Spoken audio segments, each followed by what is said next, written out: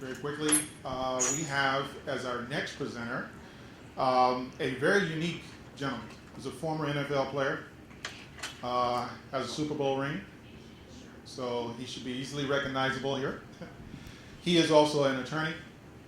He is a former civil rights advocate, or still civil rights advocate, but he flipped over to economic development and then into tech-based economic development, and he's now one of the most sought-after tech-based economic development consultants in the country. His name is Johnathan Holyfield. And Johnathan Holyfield is the architect of a new vision and strategy called inclusive competitiveness. And without further ado, Mr. Johnathan Holyfield.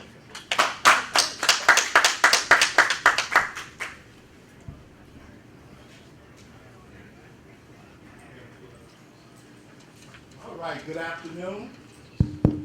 Good afternoon. All right, we're going to need full participation.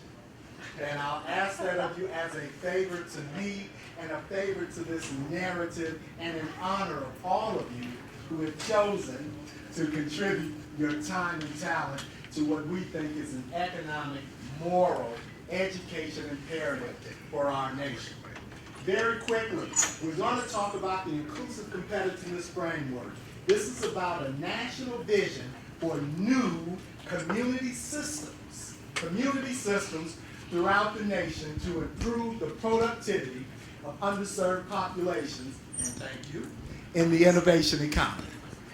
Okay? Let's level set. Anyone know this guy, Aaron Sorkin? Playwright? Let's read it. I hope our leaders don't feel they have to talk to us in monosyllables or break it down into easy to understand things. You know, we get smarter when people talk to us and start treating us smarter. The 21st century economy, it's incumbent upon our storytellers, we have to speak smarter to our people, to our communities. Because the narrative is absent, and without new tales to tell, it'll be even more difficult to move our nation forward. What is the innovation economy?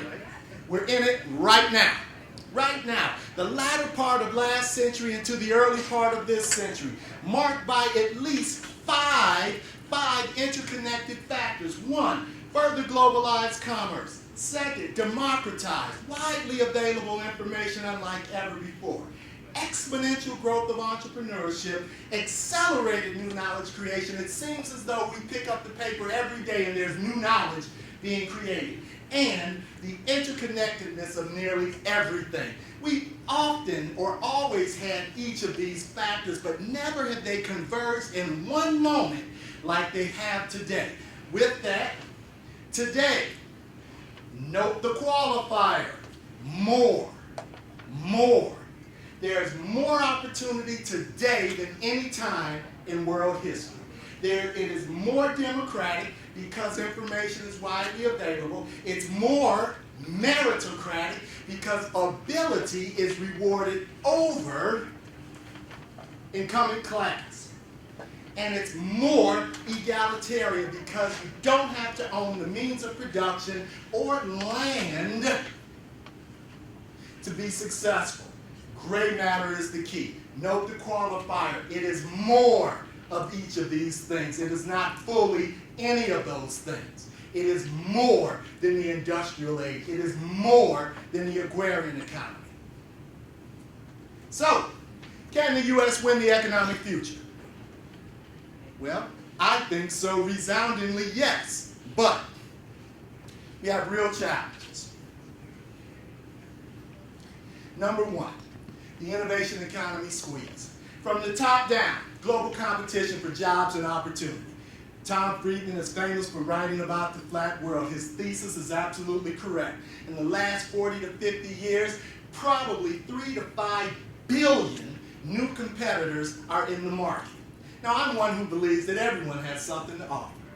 Everyone has a measure of brilliance, has a measure of genius, and many of those repressive government systems that have stifled the genius of their populations have fallen. Not all of them, but many of them.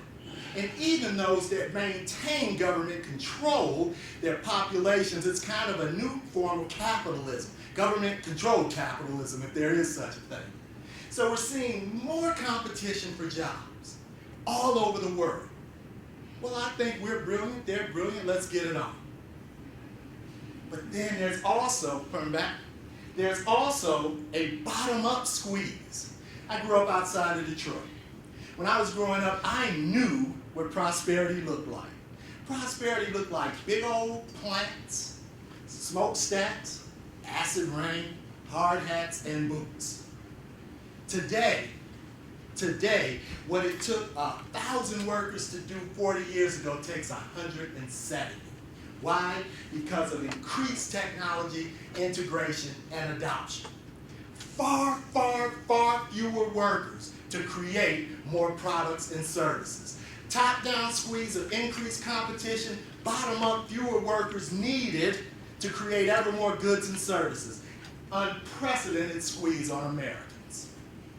So, with that second level, and how does that impact what I call disconnected communities?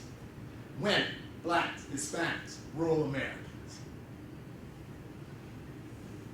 What makes them disconnected? Let's look at a bit of the good, the bad, and the downright ugly. Let's look at women, upshot, just the upshot. About 51% of the population, increasingly a majority of our college students. Explosive entrepreneurship growth over the last generation or two.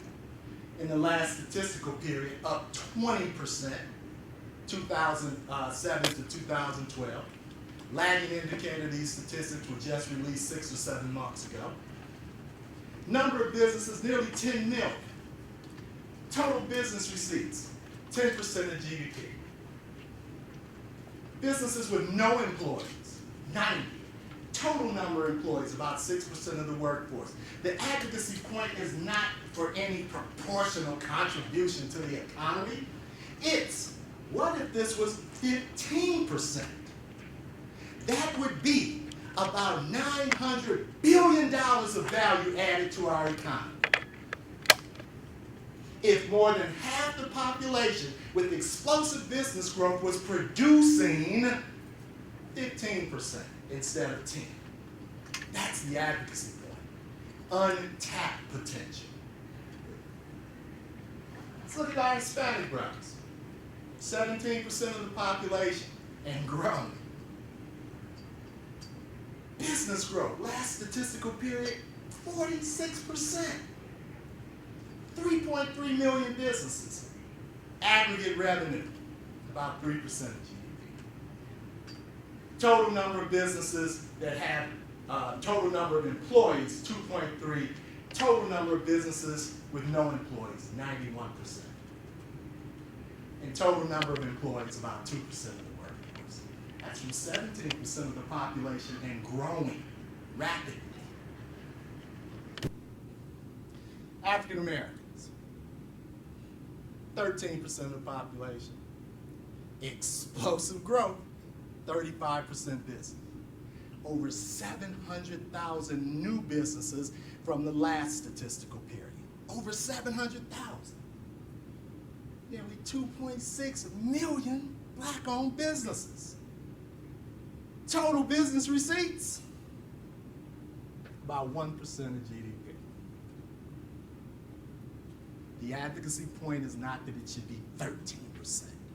It's what if it was 2%? 2.5%. Imagine the ripple effect throughout our economy. Positive ripple effect. And businesses with no employees. 96%. If we wanted a $1.5 million job creation program, we'd have a national goal, 1.5 million, that the average black employee would have one, or black business would have one employee. Not 10, not 100, one would create 1.5 million jobs. Getting this picture, huh? Please. Let's look at wealth holdings, the net. White households, Black households, Hispanic households. What if we were doing average? Average. You're talking about $1 trillion more wealth in black communities. Combined with Latinos, 1.2 trillion. If we were doing average, okay? Look at this. Women have only 36 cents for every dollar of wealth owned by men. These are real national challenges.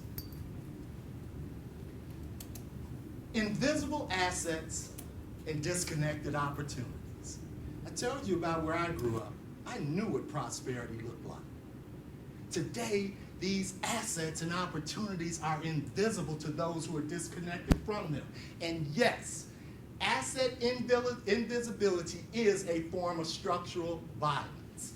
Opportunity disconnection is a form of structural violence that leads to and contributes to the derivative physical violence. These are structural issues that must be attended to. Moving to economic competitiveness. Told you we was going to talk to you a little bit more smartly this time. What is it? I love the definition by Michael Porter, Jan Rivkin, Harvard U.S. Competitiveness Project. U.S. competitiveness is the ability of firms in the U.S. to succeed in the global marketplace. Here's the addition. That used to be the definition of competitiveness.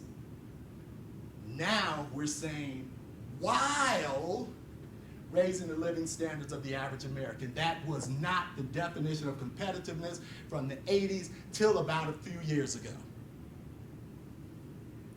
That's key. We've seen productivity go through the roof. Fewer workers producing ever more products and services. But has the living standards of the average American increased? No. So we really are not as competitive as we should be. Klaus Schwab, capital is being superseded by creativity and the ability to innovate, and therefore by human talent, gray matter, as the most important factors of production. That's huge. If talent is becoming the decisive factor, we can be confident that in stating that capitalism is what being replaced by talentism. You don't have to own land.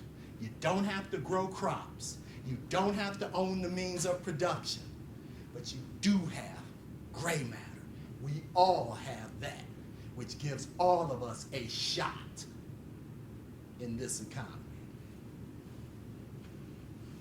Blending traditional economic inclusion with competitiveness. This is our contribution. This is interdisciplinary. That's why we have this learning lab.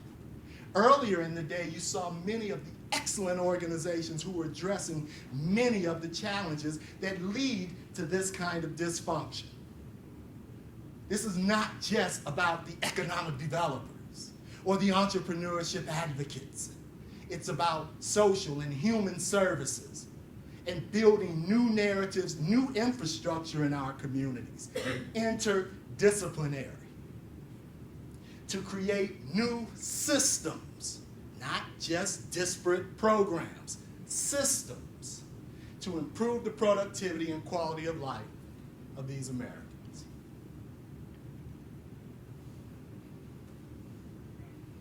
The law.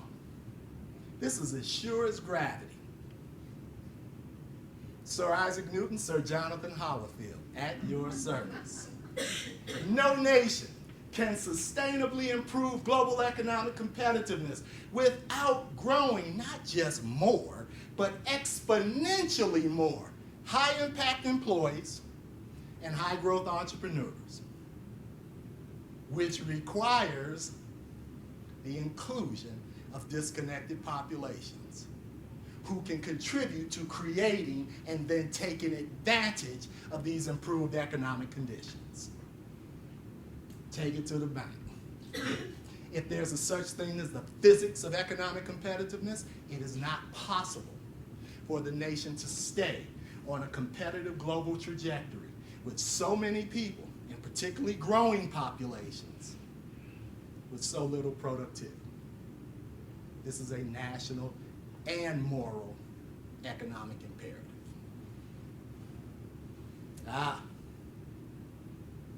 Stephen Covey, I love this quote. The main thing is to keep the main thing the main thing. Well, we believe that inclusive competitiveness is the main thing.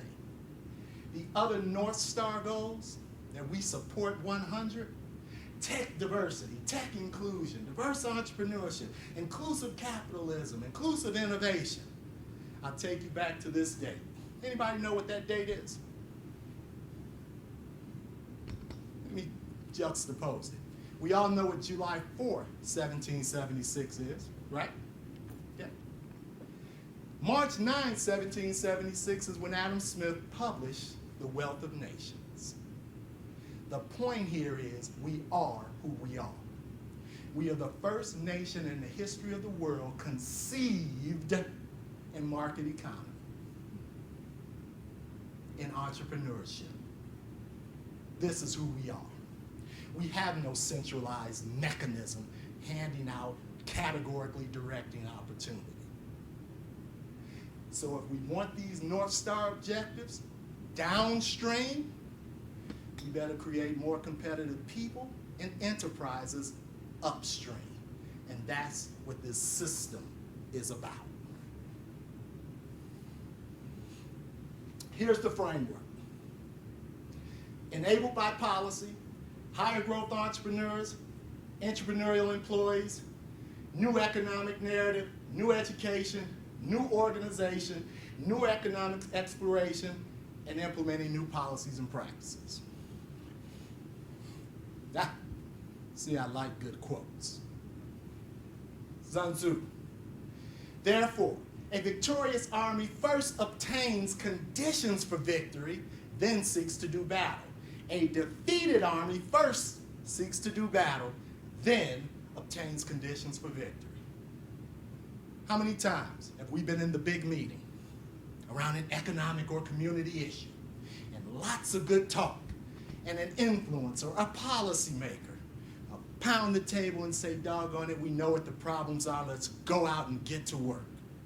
So we all just run out and start doing stuff. We just get to work. No guiding North Star, no policy, no strategy, just stuff. Failure to secure conditions for victory. Then trying to create victory out of losing scenarios. What's the condition for victory? P-O-L-I-C-Y. Now we have a colloquial definition. We define it as influential actors, expression of important public objectives. That's it. That could be government, communities themselves, philanthropy, business. The key is influence. The key is influence. These policies, it's important, replace nothing. Lord knows, our communities have dragged a whole bunch of trouble from the 20th into the 21st century. So there's still a mighty contribution to be made for all manner of contributor. It's not about replacing incumbent leadership, but it is about complementing it with a new thrust to deal with 21st century opportunities and challenges. Trickle down versus pull down, push out. You probably can intuitively divine that I'm not a fan of trickle down. It is the antithesis of the American character, to wait for opportunity to flow like manna from heaven. The colonists didn't wait for Britain. Women didn't wait for men. Black people didn't wait for white people. Gay, lesbian, bisexual, transgender folks didn't wait for straight folks. You reach out and grab opportunity in America. And this is designed to equip new talent to reach up, pull down economic value from the market, and charge the stewards of economic value to push those opportunities out. They don't have to hand deliver them, but you must push them out. At the end of the day, investment never, ever precedes policy. Never. Unless there's an expression of important public objective, you will never see this, and this movement is dead. Policy is the great enabler. Outcomes: higher growth enterprises, higher impact employees. Best definition of entrepreneurship I've ever read, Howard Stevenson from Harvard Business School. He defines entrepreneurship as the pursuit of opportunity without regard to resources currently controlled. Period. Not a thing about business in that definition. Business is an expression of entrepreneurship, business creation, pursuit of higher education, pursuit of anything. Feel me, not a colonist, right? Pursued opportunity to be an independent nation without regard to the resources they currently control. This is who this nation is. Okay? Two dimensions of competitiveness. One is to align with the economic competitiveness levers of your city, region, states, our nation, and ultimately the world.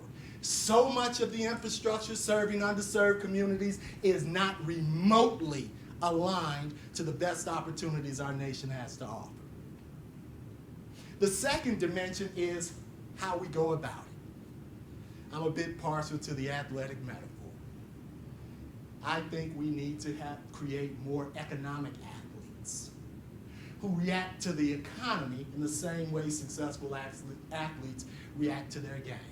They have the skills, the agility, the resilience, the stamina to sustain pursuit of economic security, mobility, and prosperity and their overall life satisfaction.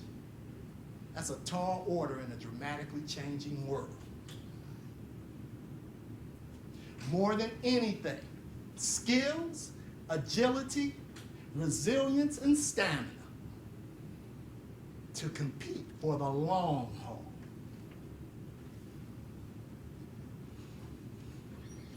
This is my mantra. We heard no justice, no peace. I want to give you another. No product before process. No product before process. You know, when we all run out from the big meeting to get something done without ever engaging community process, without ever bringing along, learning from those who we want to serve. Here's the peril of putting product before process. Here's the number one peril. Government, philanthropy, business, communities.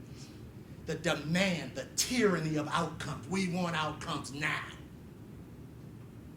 So after 2 or 3 years of investing money into a program or initiative, we don't get the returns because we have no process. We just have introduced new products and demanded new products. No narrative that connects to these objectives. So just like Pontius Pilate 2,000 years ago, those funders, those investors can then wash their hands and say, they don't get it. They can't innovate. They can't be competitive. The tyranny of outcomes without process. Here's element one. Inculcating new community economic narratives. Look, narratives inform leadership, which informs services, demands, and aspirations. Narrative is huge. It's the enabler, right? Current narrative, we've already said, is decidedly 20th century.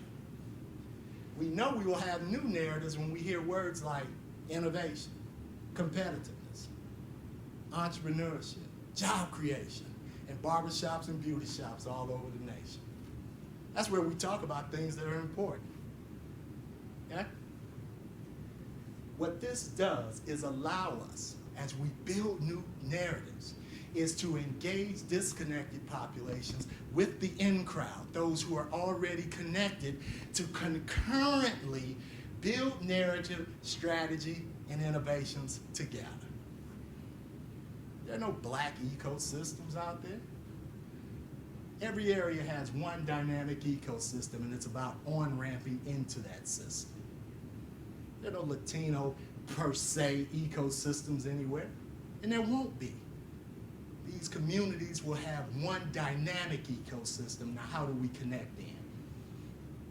Second, supporting new education leadership. Everyone knows that STEM is a national imperative: science, technology, engineering, math. I am a STEAM guy. Put that art in, or that A in there for art. I believe in that. By the way, commercialization of new technology, that's art. Entrepreneurship itself is art. Business leadership is art. Management is art. It's an integral part. Here's the key, though. We have to begin to complement STEM with entrepreneurship. STEM with entrepreneurship. In Ohio, established Ohio's first information technology high school, and Believe in Ohio is the Ohio Youth STEM Commercialization and Entrepreneurship Program, the first statewide program designed to build and complement STEM with entrepreneurship. New organizational leadership. Again, look, we are served by a rich set of incumbent organizations. Rich, diverse, many of them very effective. However, few of them have the ability to aggregate, organize, and leverage resources. They're all direct social, human, business, service organizations. Necessary, but alone, without this ability, aggregate, organize, leverage. In other words, complement these organizations with new intermediaries designed to create pathways to the 21st century, not just deliver programs.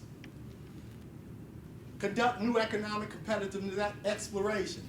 Look, in your community, if there's no emphasis on inclusion and competitiveness on the front end, you can't achieve it on the back end. New exploration to identify, select, prioritize, then invest in areas that have broader impact. Yeah, the narrow, important, high growth, high impact areas are absolutely essential. But we need the same kind of attention to areas of the economy that can bring along more people. Biomedical research and entrepreneurship is not going to bring along everybody. Construction, retail, they bring along more. We have to do both. At the end of the day, there's been little innovation in our infrastructure since War on Poverty and Model Cities. It really has been. Again, it's not about replacing that infrastructure because we're still dealing with the effects of age-old challenges. But it is about complementing that infrastructure with new focus. Need creative advancements across multiple players. Government, philanthropy, community demands themselves.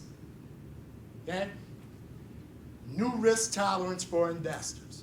You all who've been active in these communities know, if you screw up one project, strike that. If you don't get the desired objective for one effort, you might not get another at-bat in your career. On the innovation side, we strike out far fewer than we hit home runs or even base hits. But we understand that's the level of risk tolerance. So increasing the risk tolerance for inclusion and competitiveness is absolutely key, because we need to find out what works, right? We need to find out and share findings and build a cadre of thought and action leadership that we can widely or broadly disseminate. Look, the framework governs the concept. Application is not prescriptive. There's complete freedom within the framework. We believe the elements of the framework are absolutely essential, but they are not prescriptive. Innovate all day within these areas to achieve what works in your area. Closing takeaways, 3 things: serious policy, sober analysis, sustained action. And folks, there's no magic. There's no magic elixir of transformation. Anyone coming to you with a big plan to transform these communities in 24 to 36 months, you go the other way. This is changing the infrastructure of communities for long-term, reasonably predictable outcomes in these important areas. Hey, who put that in there? I know that book. I love that shit. Check us out. We'll be writing extensively about these experiences. In closing, I'll say the opportunity, I grew up in civil rights, community development. I got a unique opportunity to literally cross over into tech and innovation. I wasn't a Procter & Gamble brand manager. I was a community guy with a bit of fire too. Don't let the suit fool you. But I got the opportunity, and I've been on fire to share that opportunity ever since. Knowing exactly what's over here and the opportunities that exist over here, folks, it's time to realign. Thank you for your time.